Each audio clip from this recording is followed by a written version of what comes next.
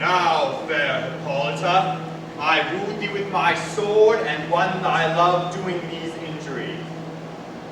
But I will wed thee in another key, with pomp, with triumph, and with reverence. Our nuptial hour draws on pace. 4 happy days brings in a new moon. But only thinks how this old moon wanes.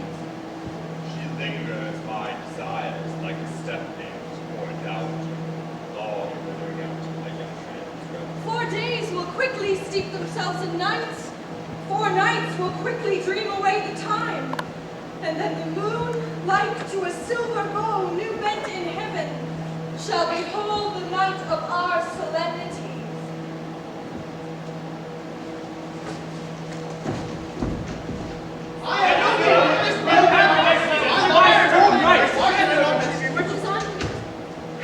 Theseus, a renowned Jew. Thanks, Theseus. What's the news of thee? Full of vexation come I, with complaint against my child, my daughter, Hermia. Stand forth, Demetrius. My noble lord, this man hath my consent to marry her. Stand forth, Lysander, and my gracious Duke. He hath bewitched the bosom of my child. With cunning hast thou filched my daughter's heart, turned her obedience, which is due to me, to stubborn harshness. And, my gracious Duke, be it so that she will not hear before your grace consent to marry with Demetrius. I beg the ancient privilege of Athens. As she is mine, I may dispose of her, which shall be either to this gentleman or to her death, according to the law immediately provided in that case. What say you, Hermia? Be advised, fair maiden. To you your father should be as a god. Demetrius, gentleman. And so is Lysander. In himself he is, but in this kind, wanting your father's voice, the other must be held the worthier. I would my father look but with my eyes. Rather your eyes, his judgment look. I do beseech your grace that I may know the worst that may befall me in this case, if I refuse to wed Demetrius. Either to die the death, or forever abjure the society of man. Therefore, question your desires. Know whether if you yield not to your father's choice, you can endure the living of a nun, live a barren sister all your life, chanting Benjamin's control into this moon. Where the freedom path is the world still, that which withering on the virgin thorns grows, lives, and dies in single blessing. So will I grow, so live, so die, my lord. Ere I will yield up my virgin path under his lordship, whose anguish and yoke my soul consents not to give sovereignty.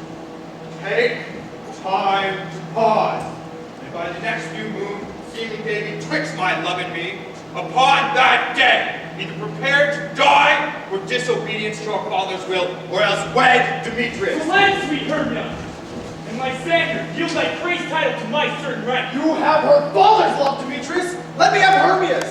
Do you marry him? Score all my right of her I do state unto Demetrius. I am, my lord, as well derived as he. My love is more than his. Why should I not persecute my right? Demetrius, I'll vouch to his head, made love to Netter's daughter Helena, and won her soul, and she, sweet lady, dotes upon the spotted and inconstant man. I must confess that I've heard so much, and with what Demetrius thought was spoken thereof, but being overfilled with self-affairs, my mind did lose it. Come, Demetrius, come, Aegeus. I have some private schooling for you both. And for you, fair Hermia, look you arm yourself to fit your fancies to your father's will, or else the law of Athens yields you up, which by no means may be extenuated to die or to a vow of single life. With duty and desire we follow you. Power to say behold, will the jaws of darkness do devour it up? A good persuasion. Therefore, hear me, gentle Hermia. I have a widow aunt, a dowager of great revenue, and she hath no child. From Athens is her home alone 7 leagues, and she respects me as her only son. There, gentle Hermia, I will marry you. To that place the sharp Athenian law cannot pursue us. If thou lovest me then, steal forth from my father's house tomorrow night, and in the wood where I can meet thee with Helena to do observance to a morning day. There I will wait for thee. My good Lysander, I swear to thee, by Cupid's strongest bow, by his best arrow with the golden head, in that same place thou hast appointed me, tomorrow truly will I make thee. Oh, Godspeed, fair Helena, call you me fair, and fair again unsaved. Demetrius loves your fair. Oh, teach me how you look, and with what art you sway the motion of Demetrius' heart. I frown upon him, yet he loves me still. Oh, that your frowns could teach my smile such skill. I give him curses, yet he gives me love. Oh, that my prayers could such affection move. But the more I hate, the more he follows. The more I love, the more he hated me. His folly, Helena, is no fault of mine. None of your beauty. But that fault were mine. Take comfort. He no more shall see my face. Lysander and myself will fly this place. Helen, to you our minds we will unfold. Tomorrow night, through Athens' gates, we have devised to steal. And in the wood, where often you and I upon faint primrose bed were wont to lie, empty in our bosom of their counsel sweet, there my Lysander and myself shall meet. And thence from Athens turn away our eyes to seek new friends and stranger companies. Farewell, sweet playfellow. Pray thou for us, and good luck grant thee thy Demetrius.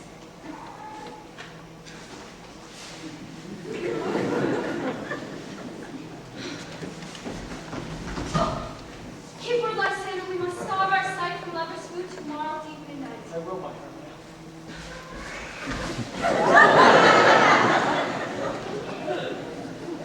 Helen, adieu. It is you on him, Demetrius dote on you.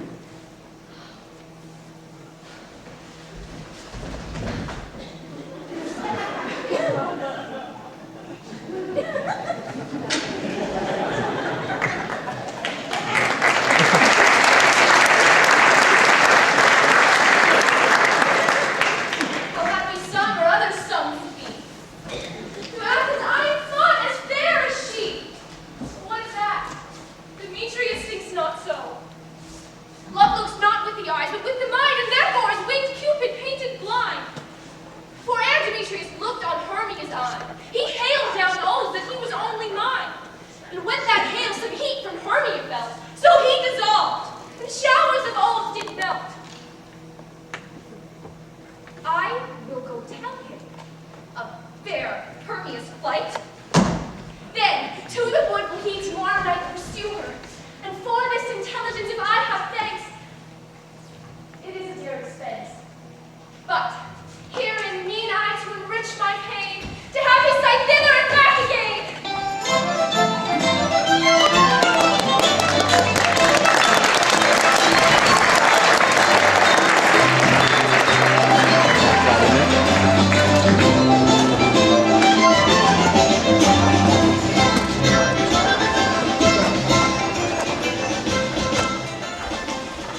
Is all our company here? You were vestibuled and generally man by man according to the script. Here's the scroll of every man's name, thought fit through all Athens, plan our interview before the Duke and Duchess on his wedding day at night. First, good Peter Quinn, sing a complete treat song, then read the names of the actors. So good. I'm married. Hard play is the most collectible copy and most cruel death of Pyramus and Thisbe. A very good piece of work, I assure you, and I'm married.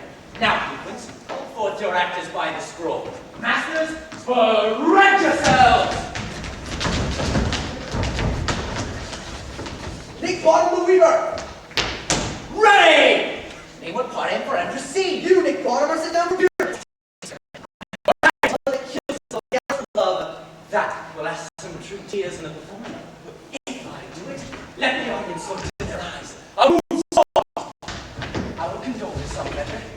To the rest, my chief humor is for a tyrant. Nor a part to tear a cannon.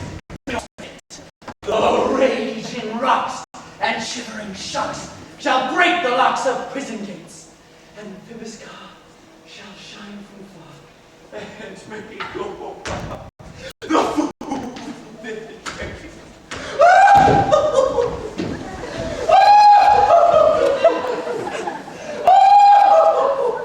This was lovely to know. And in the rest of the players, this is Ernie's fame, a tyrant's fame. A lover is much more condolent. Francis Flute the Bellows Mender. Here, Quince, you set down for Thisbe. What is Thisbe? A wandering knight? Is a lady of peerless love. As small as you will. And I may hide my face, but me pay Thisbe too, for I will speak in a monstrous little voice. Thisbe. By Thisbe dear and lady dear. No, you must play Pyramus. Flute, you Thisbe. Well, proceed. Robin Starling the tailor. Here, Peter Quince. You Thisbe's mother. Tom Snell the tinker. Here, Peter Quince. You Thisbe's father. Myself, Pyramus' father, and Snug the joiner. You are to sit down for the lion's part. Have your lion's part.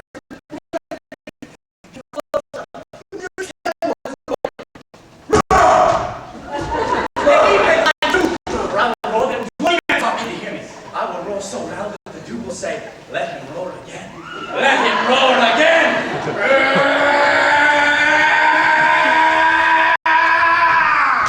You must play no part for Pyramus. For Pyramus is a sweet-faced man, a proper man. Therefore, you must needs play Pyramus.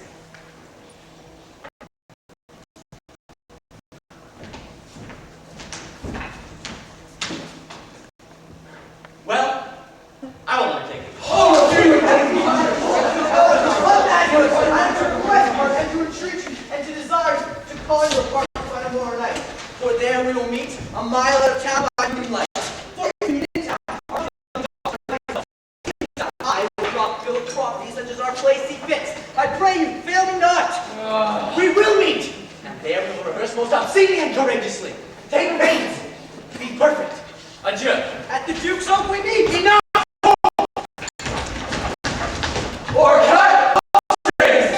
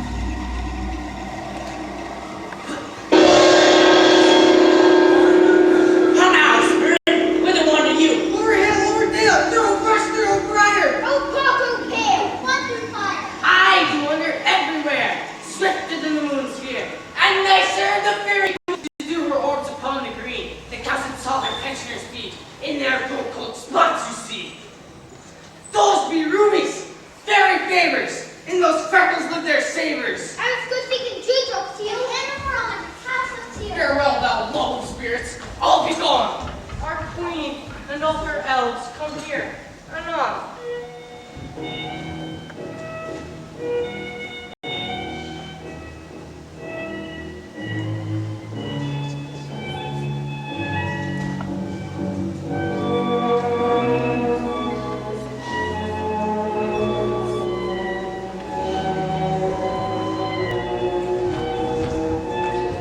The king doth keep his revels here tonight.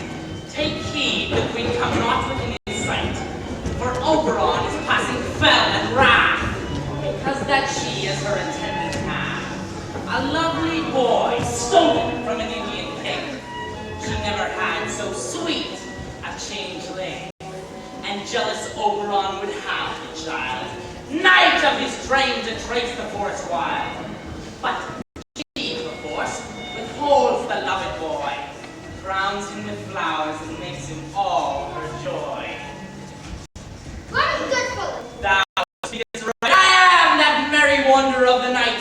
I jest to Oberon and smile.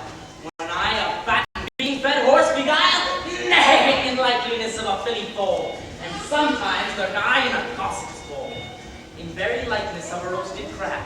And when she I stand telling the saddest tale, sometimes for 3-foot stool mistaketh me. Then slip I from her bum, down topple she! But room fairies, here comes Oberon!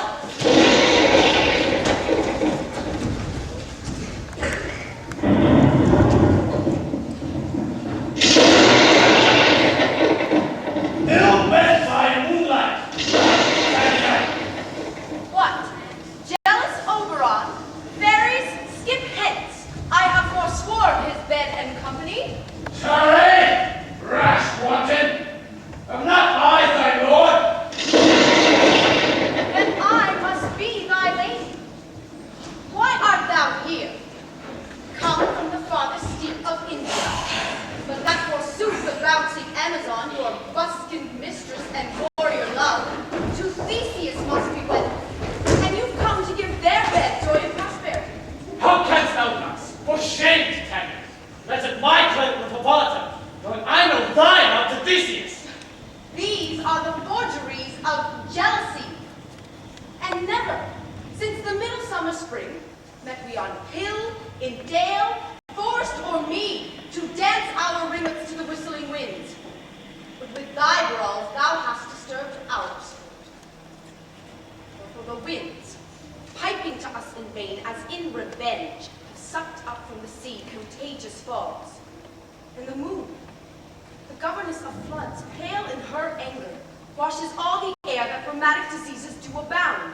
And through this distemperature, we see the seasons alter. The spring, the summer, the childing autumn, angry winter, change their wonted liveries. And the maze world now knows not which is which. And this same progeny of evil comes from our debate, our dissension. We are their parents and original. Do you amend it then? It lies in you. Why should Titania cross her Oberon? And you would beg a little changeling boy to be my henchman? Set your heart at rest. Fairy then buys not the child of me. His mother was a votress of my own, and in the spiced Indian air, by night, often hath she gossiped by my side. But she, being mortal, of that boy did die. And for her sake, do I rear up that boy, and for her sake, I will not part with him. Give me that boy, and I will go with thee. Not for thy fairy kingdom!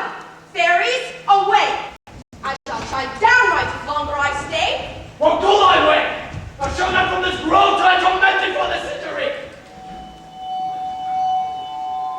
My gentle puck, come hither.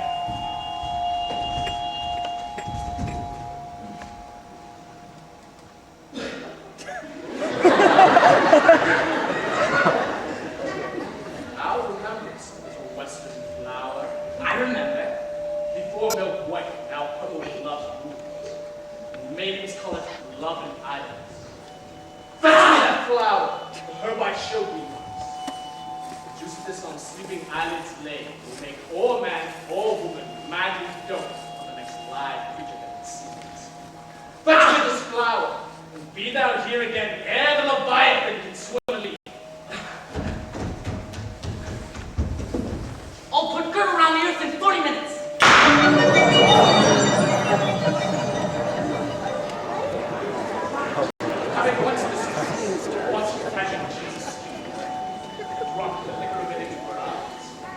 next thing then she waking looks upon, be it on lion or bear or wolf, on meddling monkey or busy bee.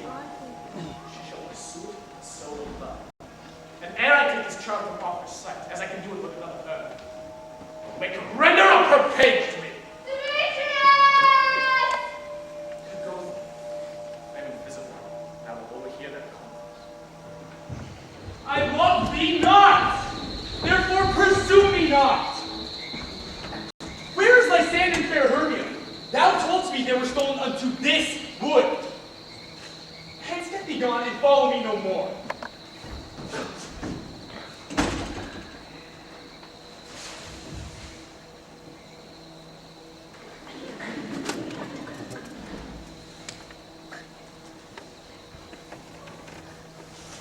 Do I entice you? Do I speak you fair? Or do I not, plain as true, tell you I do not, nor I cannot love you? And even for that do I love you the more. Demetrius, I am your spaniel, and the more you beat me, I will fawn on you. Use me as your spaniel. Spur me, strike me, neglect me, lose me, only give me leave, unworthy as I am to follow you. What worser place can I beg in your love, and yet a place in high respect with me, than to be used as you use your dog? Not too much danger, my dear, for I am sick when I do look on thee. And I am sick, but I look not on you. You do impede your modesty too much. To leave the city and commit yourself into the hands of one that loves you not, to trust the opportunity of night, and an ill counsel of the desert place, for the rich worth of your virginity. Your virtue is my privilege, for that it is not night when I do see your face. Therefore I think I'm not in the night. Nor doth this wood lack worlds of company, for you in my respect are all the world. Then how can it be said I am alone if all the world is here to look on me? I will not stay thy questions.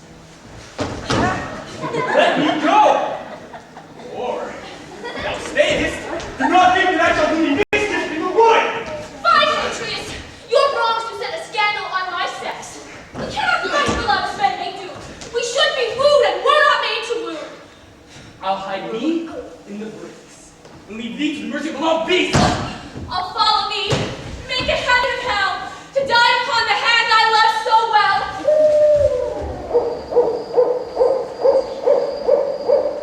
Fare thee well, Hippolyta. Ere he do leave this grove, thou shalt fly, he shall seek thy love. Welcome, boy. Hast thou flower with thee? Aye, there it is. I pray thee, give it me. Choose this and sweet eyes, and make her full of hateful fantasies. Take thou someone, and seek through this grove, the sweet Athenian ladies of love and state. Anoint his eyes, but do it when the next thing he espies may be the lady. Thou shalt know him by the Athenian garments of that love. Affect it with some care, that he may put thee more fond on her than she upon her love. Fear not, my lord, your servant shall do so.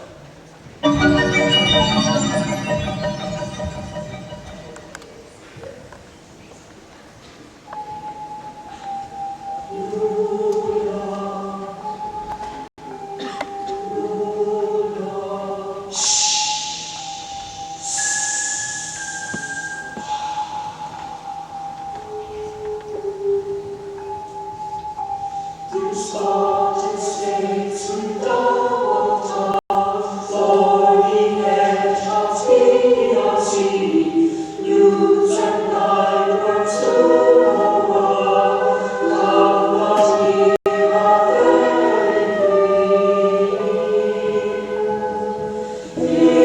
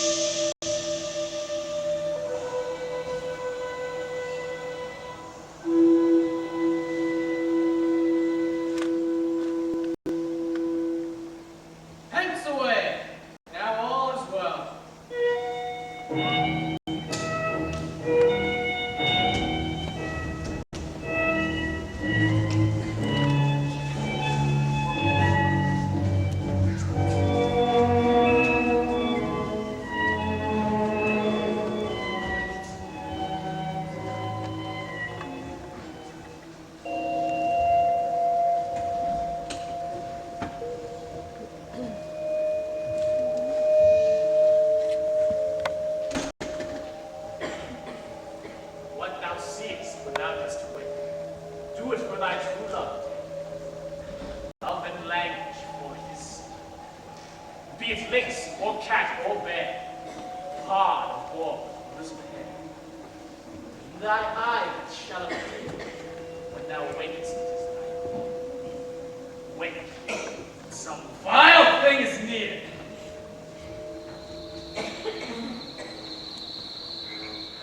Fair love! You faintly wandering in the wood, and speak troth, I forgot our way. Well, rest us if you think it good, and tarry for the comfort of the day. It's so, Lysander, find you in a bed, for I upon this bank will rest my head.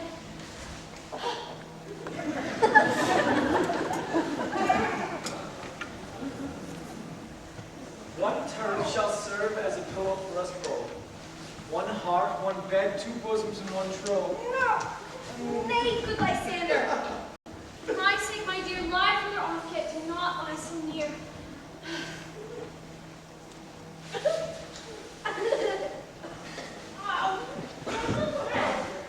Love and courtesy lie further off than human modesty. Such separation becomes a virtuous bachelor and a maid. So far be distant. And good night, sweet friend. Thy love ne'er alter to thy sweet life end. Amen, amen. To that fair prayer say I. Here's my bed. Sleep give thee all his rest. With half that which the wisher's eyes be pressed.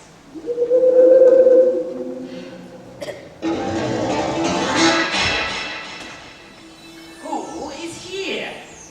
Weeds of Athens he doth wear. This is him, my master said, despise the Athenian maid. And here the maiden, sleeping sound, on the dank and dirty ground.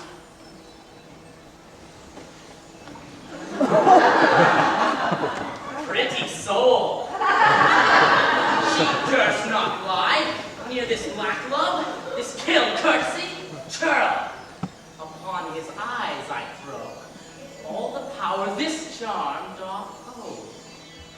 When thou wakest, let love forbid, sleep his seed on thy eyelid.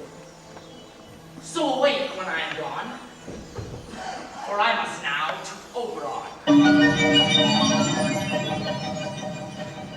Stay! Wilt thou kill me, sweet Demetrius? I charge thee hence! Do not hunt me thus! Wilt thou not leave me, vessel? Stay on thy peril! I alone will go! Oh, I'm out of breath in this fond chase. The more my prayer, the lesser is my grace. Happy is Hermia, wheresoe'er she lies, for she hath blessed and attractive eyes. I am as ugly as a bear. The beasts that meet me run away for fear. Therefore no marvel of Demetrius do as a monster fly my presence thus. But who is here? Lysander? On the ground? Dead or asleep? I see no blood, no wound. Lysander, if you live, good sir, awake!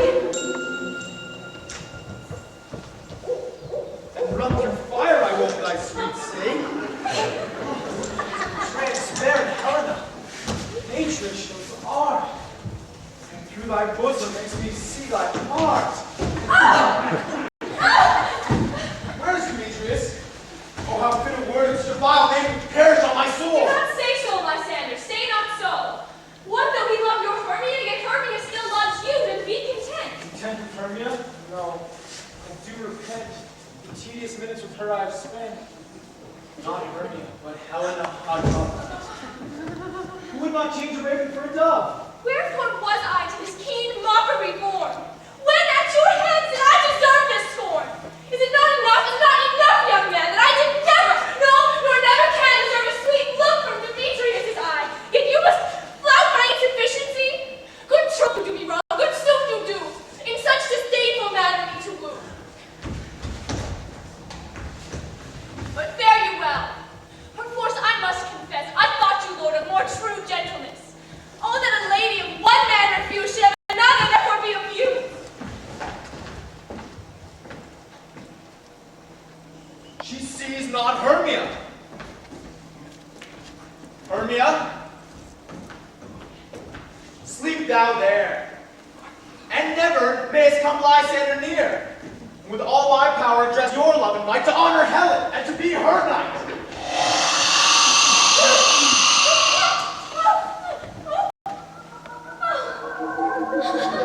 Need for pity. What a dream was here.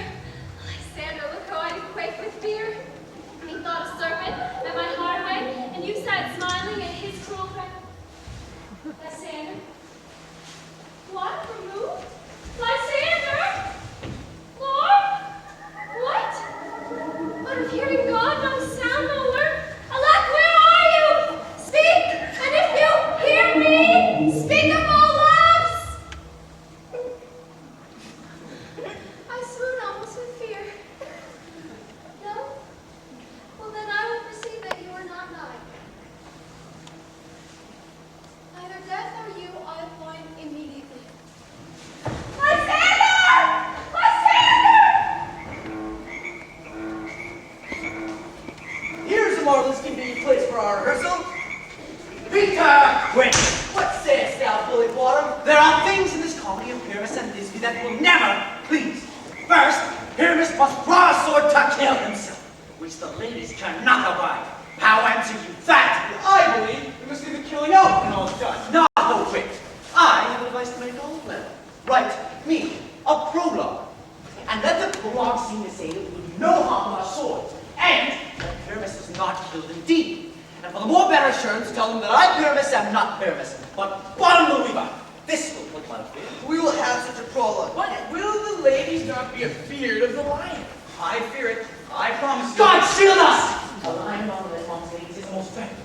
For there is not a more fearful wild fowl than your lion mimic. Therefore, another prologue must be written to tell that he is not a lion. And there indeed let him name his name and tell them plainly that he is Snub the Joiner.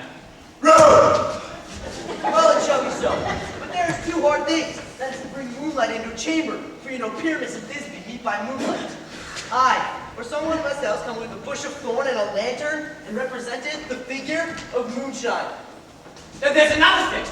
We must have a wall in the great chamber. For Pyramus and Thisbe, says the story, they talk through the chink of a wall. But you cannot bring in a wall. What sayest thou, Bottom? Well, some man or other must reset the wall. And let him have some rough cast or some plaster or someone to sand it. And hold his fingers thus. That friend shall Pyramus and Thisbe whisper. If that may be, then all is well. Come sit down and rehearse your parts. Pyramus, you speak first. When you spoke yours, enter into that break. So everyone is according to his cue. What hempen homespuns have we swaggering here?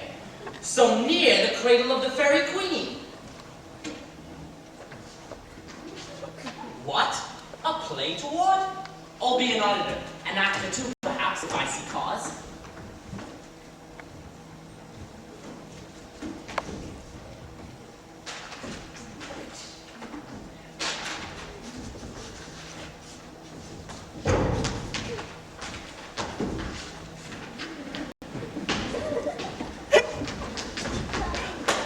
Pyramus, speak. Thisbe stand for.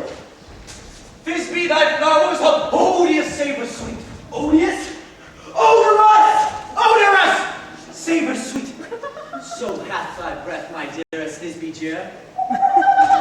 But hark! A voice! Stay thou but here a while, and by I will to thee appear. A stranger Pyramus than am they here? Must I speak now? I must you. You must understand. He goes for to see a noise that he heard, and is to come again. Oh, really, Pyramus? But if you want me to, I need to.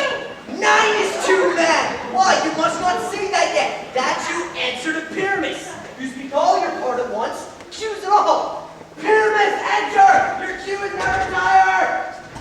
Oh, true is yours, that shall never tire.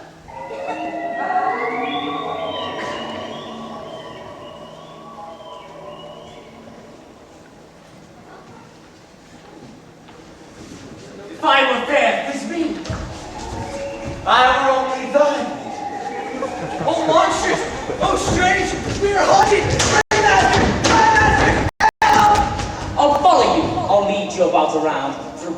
First to break the briar, sometimes a horse I'll be, sometimes a hound. A hog, a headless bear, sometimes a fire. And I'll neigh and bark and grunt and roar and burn, like horse, hound, hog, bear, fire at every turn. Why do they run away? I see them angry. This is to make an ass of me. Right if they could. I will not stir from this place. Do what they can. But I will walk up and down here. And I shall sing so that they shall hear I am not afraid.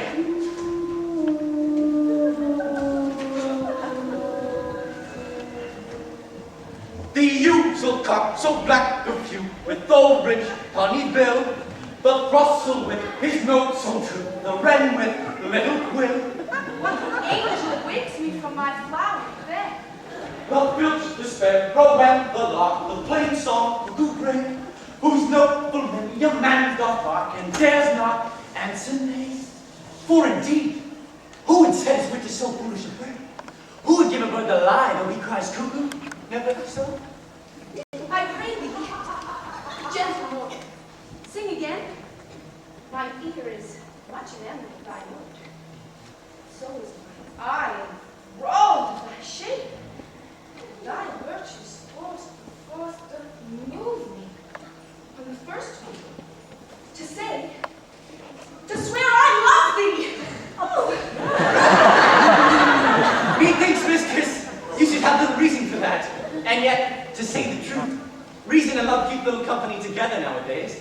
Oh, thou art as wise as thou art beautiful. Not so neither. But if I had wit enough to set out of this wood, then I have enough to serve mine own turn.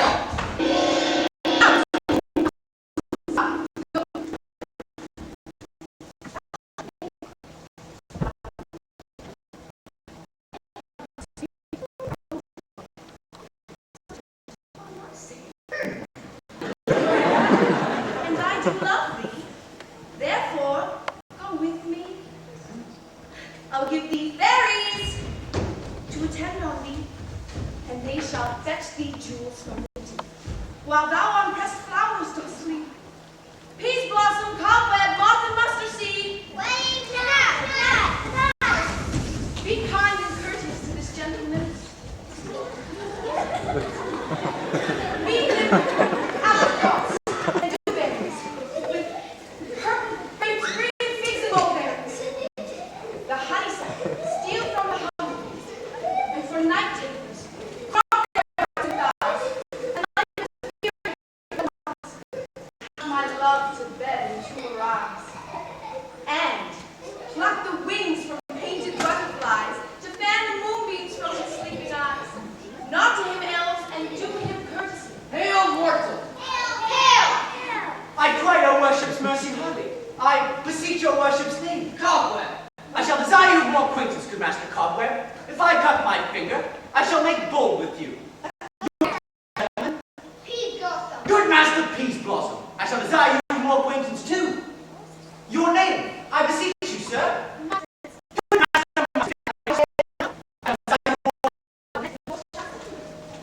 Tie up my love's tongue and leave him silently.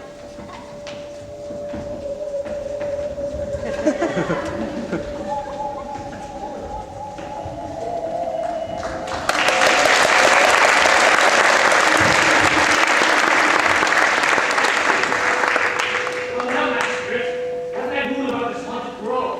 My mistress with the monster is in love.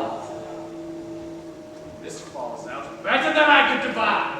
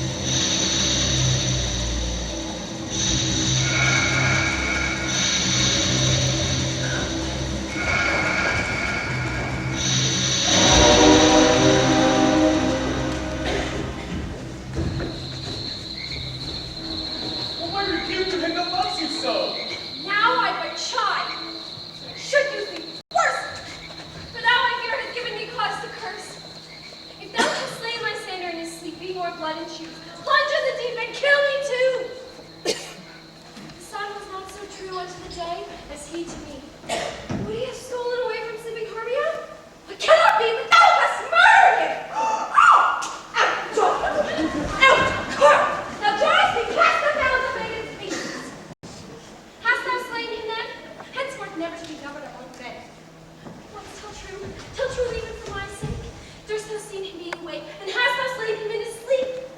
Oh! Brave touch! Could not a worm, an adder do so much? An adder did it, for with doubler tongue than thine, thou serpent, never adder stirred! Ah!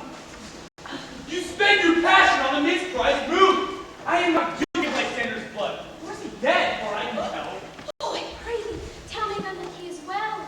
And, if I could, what should I get there for? A privilege. Ah! Never to see me more, and from thy hated presence part I so. See me no more, whether he be dead or no.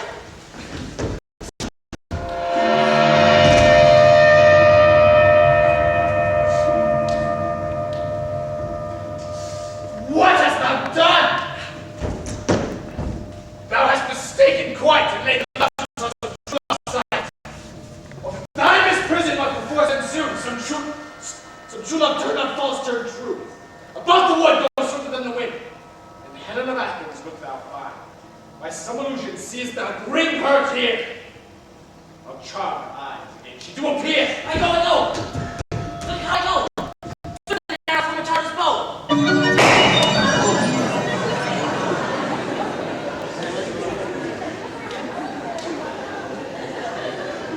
Hour of the school of guys.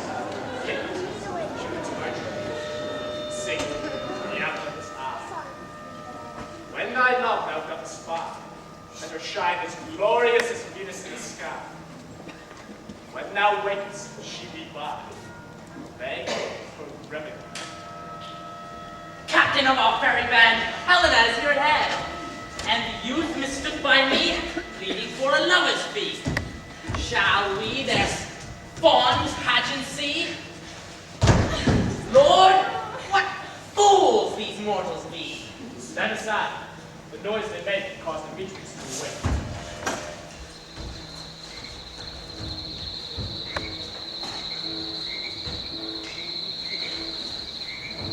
Why do you think I've been sworn? Do advance your cunning more and more. These vows are Hermia's. Will you give her or? I had no judgment to her, I swore. Nor none in my mind. Now you give her or. Demetrius loves her, he loves not you. Oh, Helen! Goddess! Nymph! Perfect, divine! To what, my love, shall I compare thine eyes? Oh, crystal is muddy. Oh, how right you show those kissing cherries tempting grow! Oh, let me kiss the princess of pure white, the seal of bliss! Oh, spite. Oh, hell! I see you are all bent to sin against me for your merriment. Can you not hate me as I know you do, but you must join in souls to mock me too? You are unkind, Demetrius. Be not so. For you love Hermia. This If you were men as men you are shown, you would not use a gentle lady so. To bow and swear and super-praise my parts. But I am sure you hate me with your heart. And yours and Helen and me be queen. Whom I do love, and will until my death! You both are rivals and love Hermia, and thou both rivals to mock Helena. A trim exploit, a manly enterprise to conjure tears up in a poor maid's eyes with your derision. Lysander, keep thy Hermia! I will not. If ever I loved her, all that love is Never gone. was Like wasted against or my idle sojourn. breath. And now to Helen is a home returned, there to remain. Helen, it is not so. Lysander! Oh, but why unkindly didst thou leave me so? Why should he stay whom love doth press to go? Oh, what love could press Lysander from my side? Lysander's love that would not let him fight. Why seekst thou me? Can't I make thee know the hate I bear thee may believe thee so? Oh, you speak not as you think. It cannot be. Lo, she is one of this confederacy. Now I perceive they have conjoined all three to fashion this false sport in spite of me. Injurious Hermia, most ungrateful maid, have you conspired? Have you with these contrived to bait me with this foul derision? Is all the counsel that we two have shared, the sisters' vows, all school days' friendship, childhood innocence, all is all forgot?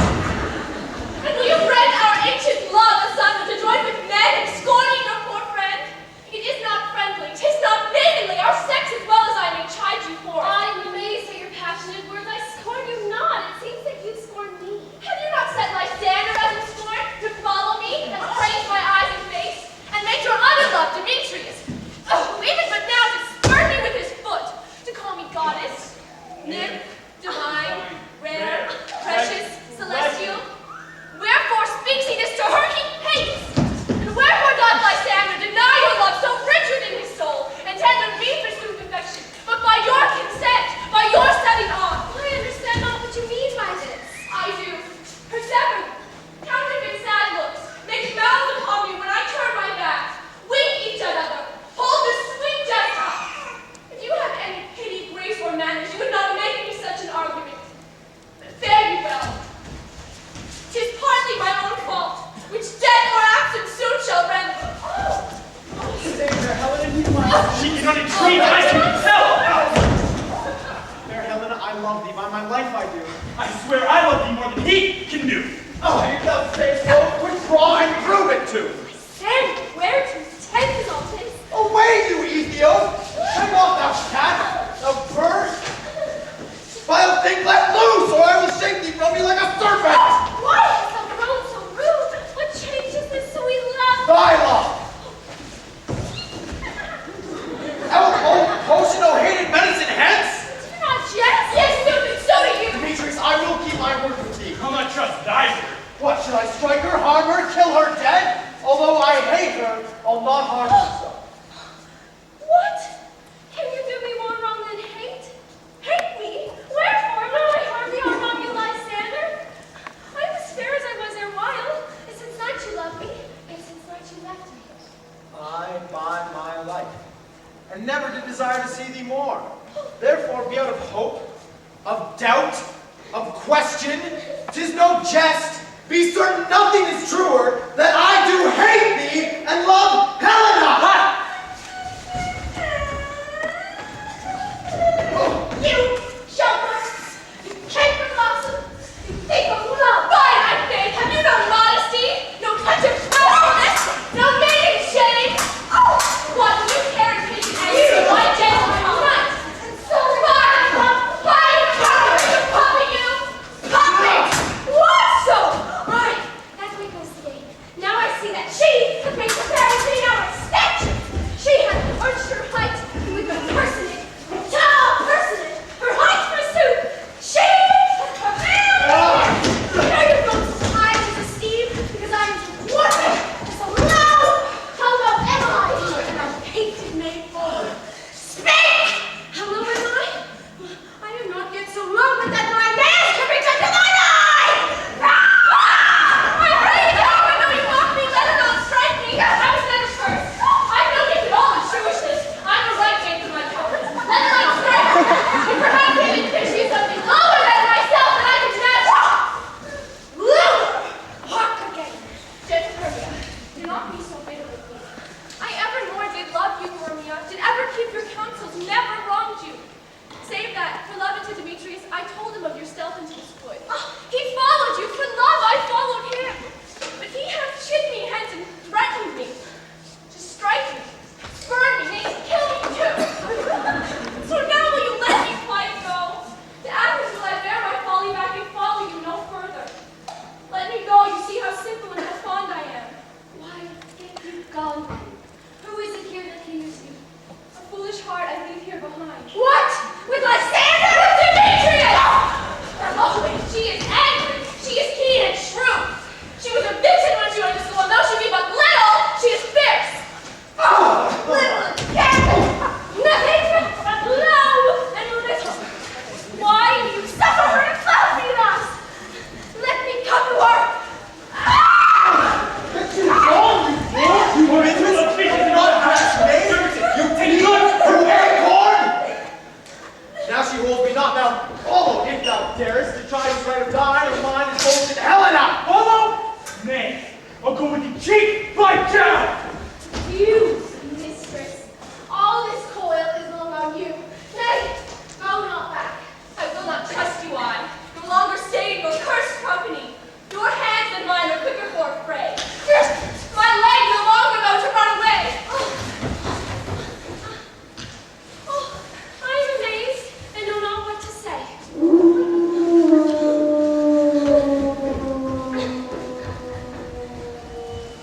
This is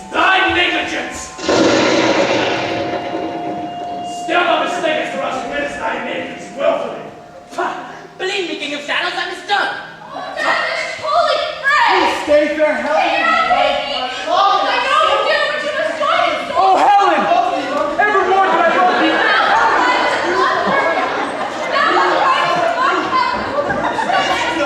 I know.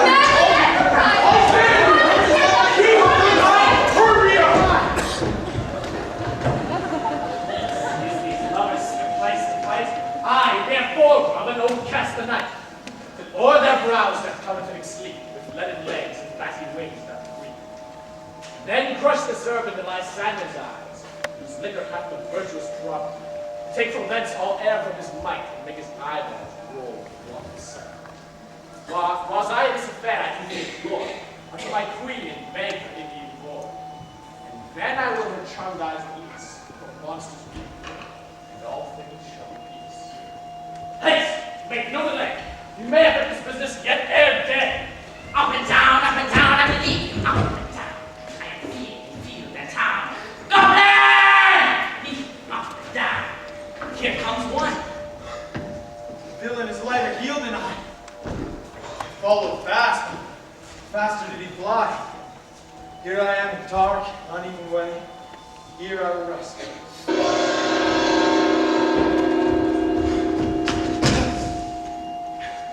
Fate has constrained me. Measure my length. In this cold bed. Tomorrow, look to be visited. Oh, weary night, a long and tedious night. Abate thy hours. Shine comforts from the east that I may back to Athens by daylight. And sleep, and sometimes shut some sore's eye. Steal me a while from my own company. Yet but three comes one more. Two of both kinds makes up four. Here she comes, cursed and sad. Cupid is a knavish lad, thus to make poor females mad.